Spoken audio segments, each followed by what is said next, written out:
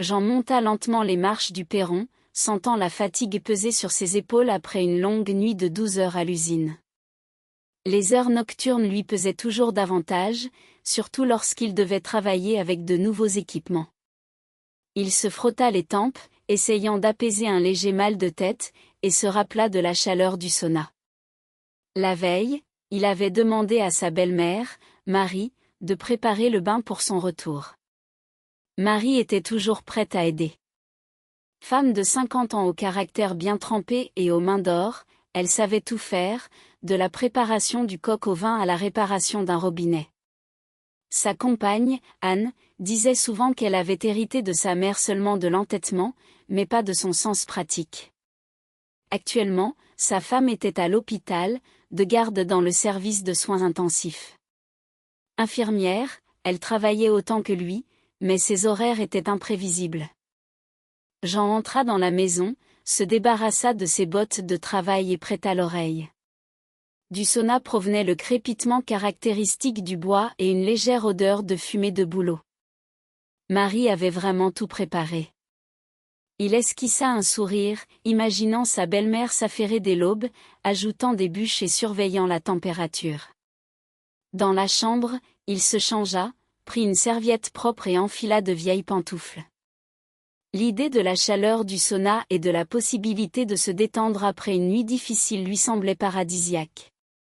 Il prévoyait de passer 1 heure ou 1 heure et demie dans le sauna, puis de faire une bonne sieste jusqu'au soir. En sortant dans le jardin, Jean sentit l'air frais du matin remplir ses poumons. Le soleil commençait à se lever à l'horizon, teintant le ciel de douces nuances roses. Le sauna se tenait dans un coin du jardin. Petite mais bien construite, la cabane était faite de rondins de pin. La fumée s'élevait de la cheminée en un mince filet. Il poussa la porte du préau et ressentit immédiatement la chaleur agréable. Marie avait vraiment fait un excellent travail. La température était parfaite. Son corps réagissait même un peu trop vivement, comme s'il anticipait déjà le moment de la détente. Jean se déshabilla rapidement, accrocha ses vêtements sur des crochets et s'enroula dans la serviette autour de sa taille, la serrant un peu plus pour cacher son excitation. Dans le petit abri du sauna, une banquette en bois accueillait des balais en bouleau et un seau d'eau. En ouvrant la porte de la salle de vapeur, Jean sentit la chaleur envelopper son corps. La température était parfaite, ni brûlante, ni trop douce, juste assez pour que ses muscles commencent à se détendre après quelques minutes. Il s'installa sur la banquette inférieure, ferma les yeux et inspira profondément. L'air était imprégné d'une odeur de bouleau et d'herbe. Sa belle-mère avait probablement ajouté une infusion de camomille à l'eau. Les premières gouttes de sueur perlèrent sur son front. Il s'appuya contre le dossier, sentant la tension quitter progressivement son corps. Ses pensées devenaient floues, une douce torpeur l'envahissait. C'était exactement ce dont il avait besoin après une nuit sans sommeil. Soudain, des pas résonnèrent à l'extérieur. Jean se redressa, tendant l'oreille. Les pas se rapprochaient du sauna, et bientôt, il entendit une voix familière. « Alors, ça chauffe. Pas trop chaud ?» La porte de la salle de vapeur s'ouvrit doucement, laissant apparaître Marie, sa belle-mère. Elle portait un léger peignoir et tenait un balai et un seau d'eau. Ses cheveux étaient relevés en un chignon désordonné, et un sourire espiègle illuminait son visage. « Marie, je pensais être seule, » murmura Jean, ajustant instinctivement sa serviette. « Je pensais qu'Anna serait avec toi, » répondit-elle en riant en entrant dans la salle de vapeur. « J'ai préparé le feu pour deux, et te voilà tout seul. Pourquoi laisser la chaleur s'échapper ?» Elle s'installa sur la banquette opposée, et Jean sentit l'air devenir encore plus dense. Marie était une femme de stature, avec des formes généreuses que son peignoir ne cachait que partiellement. Sa présence emplissait la pièce d'une énergie particulière. « Alors, mon fils, tu n'es pas trop fatigué ? Les nuits de garde, ce n'est pas de tout repos, » demanda-t-elle avec sollicitude, tout en versant de l'eau sur les pierres. La vapeur s'éleva en un nu épais. « Non, ça va, répondit Jean, évitant de croiser son regard. Merci d'avoir préparé le sauna. C'est vraiment bienvenu. Oh, ce n'est rien, je me lève tôt de toute façon. Il n'y a pas grand-chose à faire. Anna est à l'hôpital, et toi, tu es au travail. Je peux au moins aider comme ça, dit-elle en agitant le balai. Et la chaleur est vraiment agréable. J'ai même ajouté des feuilles de bouleau à l'eau pour l'odeur. Jean hocha la tête, sentant la sueur glisser le long de son dos. La présence de sa belle-mère le gênait, mais il y avait aussi quelque chose d'inhabituellement agréable dans cette situation. Marie savait toujours créer une atmosphère de confort et de chaleur. Tu sais, on ne parle pas souvent en tête-à-tête, continua-t-elle en ajustant son peignoir. La plupart du temps, Anna est là où il y a des invités, et maintenant, nous avons l'occasion de discuter tranquillement. Oui, c'est vrai, acquiesça Jean, sentant son cœur battre plus vite sous l'effet de la chaleur et de l'excitation. Marie se leva et s'approcha du poêle, ajoutant de l'eau sur les pierres brûlantes. Ses mouvements étaient fluides et naturels, mais Jean ne pouvait s'empêcher de remarquer comment son peignoir épousait ses formes. Il détourna rapidement le regard, se concentrant sur les murs en bois de la sauna. Alors, raconte-moi, comment ça se passe à l'usine ? Anna m'a dit que vous aviez installé de nouveaux équipements, demanda-t-elle en s'asseyant un peu plus près de lui. Jean commença à parler de son travail, essayant de se focaliser sur la conversation. Mais la chaleur, la fatigue et la présence de sa belle-mère créaient un mélange d'émotions déroutants.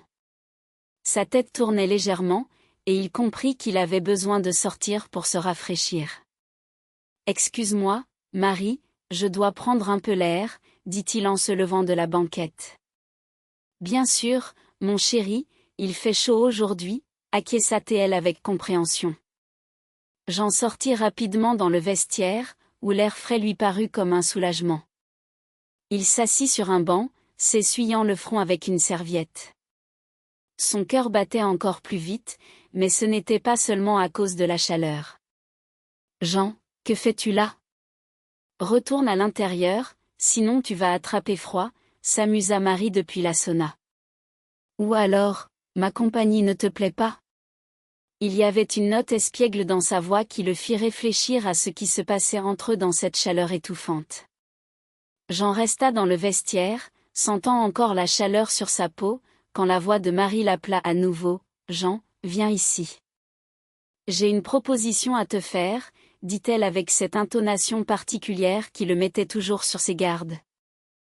Jean se sentit hésitant en revenant dans le sauna, où sa belle-mère, Marie, était déjà installée sur la banquette supérieure, un bouquet de feuilles de bouleau à ses côtés.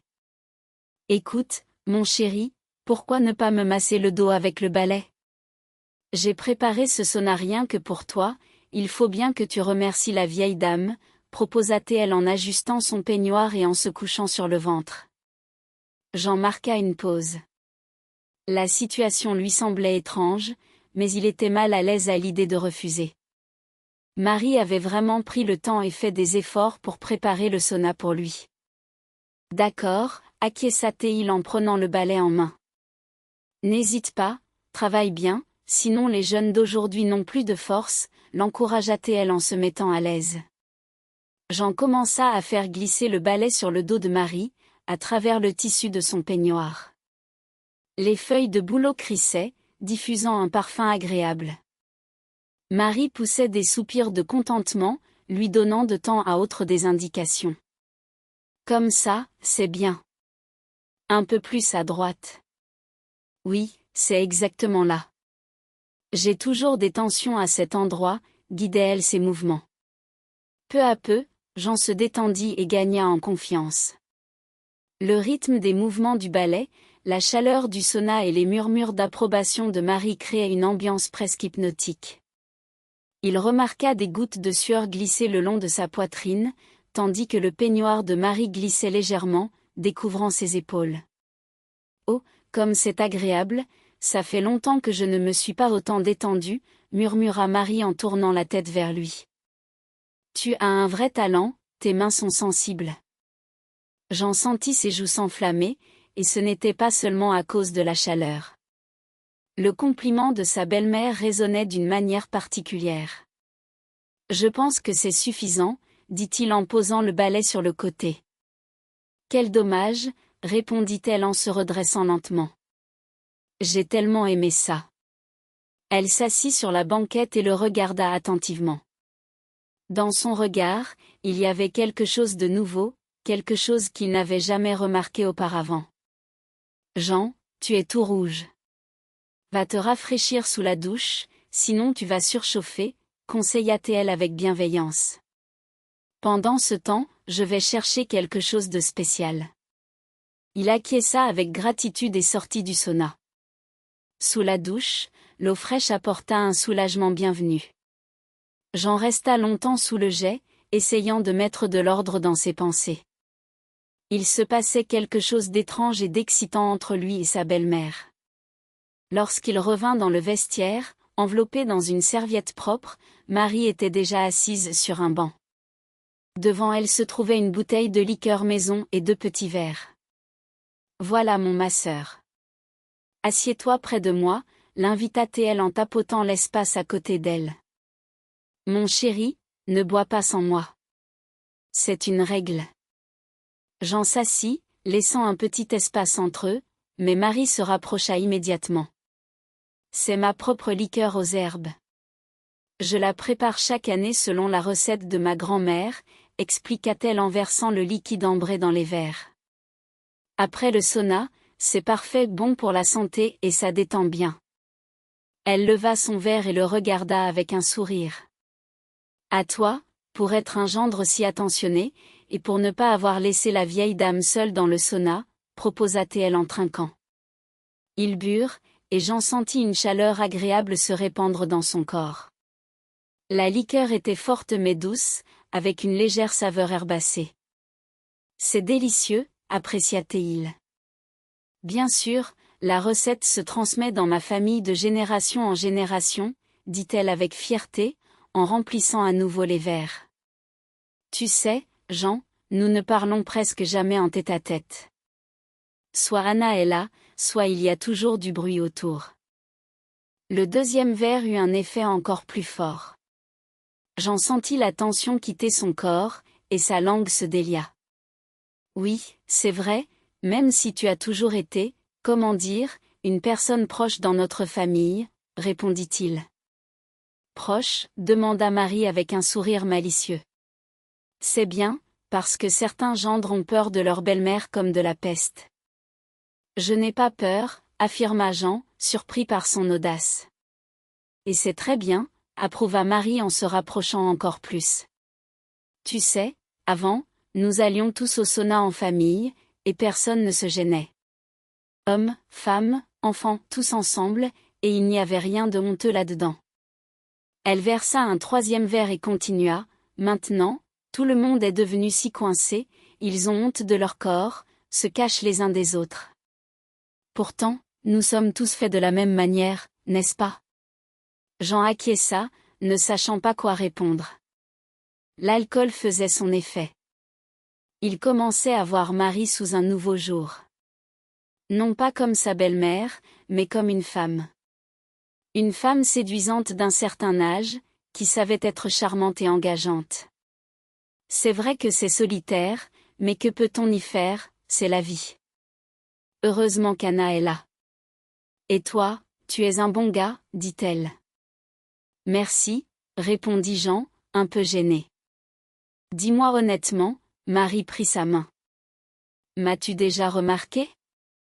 En tant que femme, je veux dire? La question le prit au dépourvu. Il la regarda, observant ses formes généreuses, ses yeux pétillants, ses lèvres sensuelles et il comprit qu'il l'avait remarquée, surtout maintenant que l'alcool avait estompé les frontières de la décence. Oui, je t'ai remarqué, avoua-t-il honnêtement.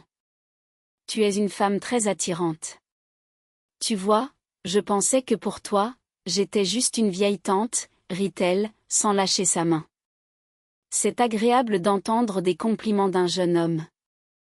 Entre eux, un silence chargé de non-dits s'installa. Jean ressentait la chaleur de la main de Marie sur la sienne et comprenait qu'il se tenait au bord de quelque chose d'important et de dangereux à la fois. La confession de Jean avait visiblement flatté Marie. Dans ses yeux, des étincelles malicieuses s'étaient allumées, et son sourire était devenu encore plus mystérieux. Elle relâcha sa main, mais s'approcha si près qu'il pouvait sentir la chaleur de son corps et un léger parfum, un mélange de fleurs et d'une essence boisée. « Tu sais, Jean, commença-t-elle en jouant avec un verre vide, un homme et une femme ressemblent toujours l'un l'autre. » Elle remplit à nouveau les verres de liqueur, et Jean remarqua à quel point elle le faisait avec aisance, comme si elle avait l'habitude de ce genre de conversation autour d'un verre. « N'as-tu pas peur ? demanda Marie, le regardant droit dans les yeux. « Je ne sais pas, répondit Jean honnêtement, sentant son cœur s'accélérer. Je n'y avais jamais vraiment pensé avant. Et maintenant, tu y penses, continua-t-elle, savourant son embarras. Jean acquiesça, n'osant pas prononcer ces mots à voix haute. L'alcool avait délié sa langue, mais certaines choses lui semblaient encore trop explicites. C'est bien. Un homme doit remarquer une femme, apprécier sa beauté, approuva Marie en levant son verre. À ta santé, et à ta franchise. Je suis contente que tu ne sois pas aussi coincé que beaucoup d'hommes d'aujourd'hui. Ils trinquèrent, et Jean sentit que l'alcool effaçait définitivement les frontières du convenable. Marie était maintenant si proche qu'ils se touchaient presque, et son peignoir s'était légèrement ouvert, révélant une courbe délicate. « Marie, pourrais-tu me parler de ces temps où nous allions tous ensemble au sauna ?» demanda-t-il, espérant changer de sujet pour quelque chose de plus sûr. « Oh, c'était une époque », s'anima Marie, se remettant à servir. « J'avais 12 ans quand ma grand-mère m'a emmenée pour la première fois dans un sauna public. L'atmosphère était si naturelle, sans faux semblant. Les femmes discutaient de leurs maris, partageaient des secrets, et les hommes, ils profitaient simplement du moment, tous nus, sans aucune gêne. Elle se tut, perdue dans ses souvenirs.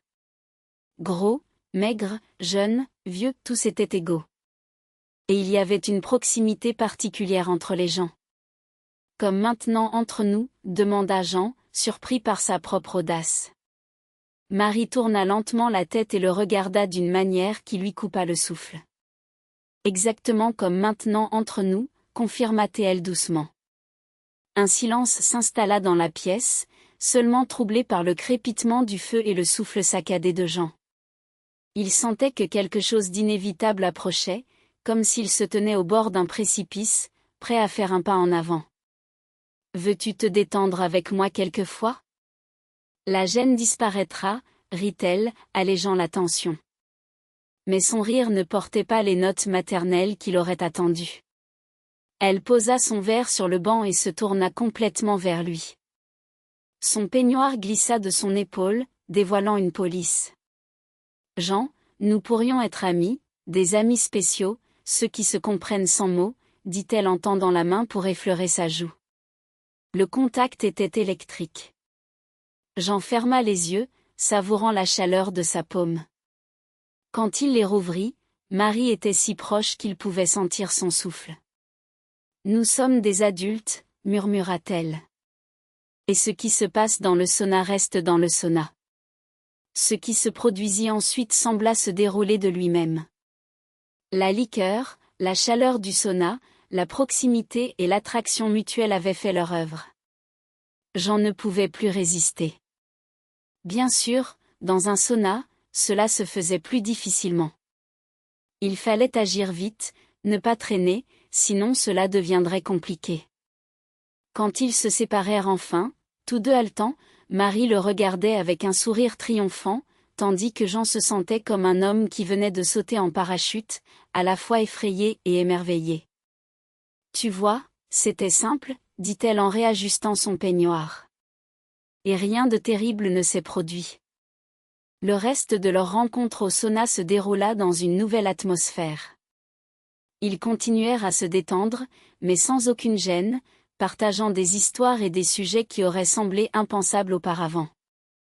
Au matin, alors qu'ils quittaient enfin le sauna, Jean était assis à la table de la cuisine avec une tasse de café noir, tentant de comprendre ce qui venait de se passer. Anna était toujours à l'hôpital. Son service ne se terminait que le soir. Il avait le temps de réfléchir et de prendre une décision. Il regardait par la fenêtre, où le sauna était visible, et un sourire involontaire se dessina sur ses lèvres. Marie était une femme séduisante et intelligente, qui avait besoin d'attention et de chaleur. Et lui, il savait apprécier cela. Entre eux, une connexion particulière s'était établie, qui pourrait enrichir la vie de chacun. Bien sûr, Anna n'avait pas besoin de le savoir. Certaines choses valaient mieux être gardées secrètes, surtout si elles ne faisaient de mal à personne. Leur rencontre au sauna pourrait devenir une tradition spéciale et secrète, ajoutant du piquant et de nouvelles couleurs à leur vie. Au fond de lui, il comprenait que sa vie avait changé. Une nouvelle mystère était apparue, rendant chaque jour un peu plus intéressant. Et quand Marie apparut dans l'embrasure de la cuisine, vêtue d'un peignoir avec un sourire malicieux sur les lèvres, il sut que leur histoire ne faisait que commencer. « Bien dormi, mon cher ?» demanda-t-elle, et dans sa voix résonnaient des notes totalement nouvelles. Jean leva les yeux vers Marie, son cœur s'accélérant légèrement. Elle était radieuse dans son peignoir en coton léger, qui épousait délicatement ses formes. Les rayons du soleil matinal filtraient à travers la fenêtre, illuminant ses cheveux châtains, qui tombaient en vagues douces sur ses épaules. « Pas vraiment », répondit-il avec un sourire, tentant de cacher son trouble. « J'ai eu beaucoup de choses à penser. » Marie s'approcha de lui, posant une main sur la table, son regard pétillant d'une curiosité malicieuse. « Comme quoi ?» demanda-t-elle, s'asseyant en face de lui. L'atmosphère était chargée d'une tension douce, presque palpable. « Je me demande comment tout cela va évoluer, » avoua-t-il, en jouant avec sa tasse. Ce que nous avons partagé hier, c'était inattendu. Elle inclina légèrement la tête, ses yeux scrutant les siens. « Tu veux dire le sauna ? Ou quelque chose de plus ?» Un sourire espiègle se dessina sur ses lèvres, et Jean sentit une chaleur monter en lui. « Peut-être un peu des deux, » admit-il, son regard se perdant dans le sien. « Je n'avais jamais pensé que nous pourrions nous rapprocher de cette manière. » Marie se pencha un peu plus près, réduisant la distance entre eux. « Parfois, il faut juste un peu de chaleur pour faire fondre la glace, » murmura-t-elle, sa voix douce comme un souffle. Jean pouvait sentir son parfum délicat, un mélange de fleurs et de fraîcheur, enveloppant l'espace autour d'eux. « Et qu'est-ce que tu proposes, alors ?» demanda-t-il, intrigué par son audace. « Pourquoi ne pas explorer cette connexion ?» répondit-elle, son regard ne quittant pas le sien. « Nous pourrions nous retrouver plus souvent, pas seulement au sauna. » Jean réfléchit un instant. L'idée d'une rencontre régulière avec Marie le séduisait. Il se voyait déjà, partageant des moments simples, des rires, des confidences. Mais il y avait toujours cette ombre d'Anna, qui planait au-dessus de lui. « Je ne veux pas que cela devienne compliqué, » dit-il finalement, sa voix plus sérieuse. « Anna, elle compte beaucoup pour moi. » Marie acquiesça, son expression se faisant plus sérieuse. « Je comprends, » dit-elle doucement. « Mais il n'y a pas de mal à avoir des amis proches, n'est-ce pas ?» Jean se perdit un instant dans ses pensées, pesant le pour et le contre. Il savait que ce qu'il ressentait pour Marie était différent, plus léger, plus excitant. « Peut-être que tu as raison, » finit-il par dire, un sourire timide réapparaissant sur son visage. Marie sourit en retour, et cette simple expression lui réchauffa le cœur. « Alors, que dirais-tu d'un café ensemble ce soir, après ton travail ?» proposa-t-elle, son regard brillant d'enthousiasme. « Ça me semble parfait, » répondit-il, se sentant soudainement plus léger. Ils échangèrent un regard complice, et Jean réalisa qu'il avait hâte de découvrir ce que l'avenir leur réservait. Abonnez-vous à la chaîne de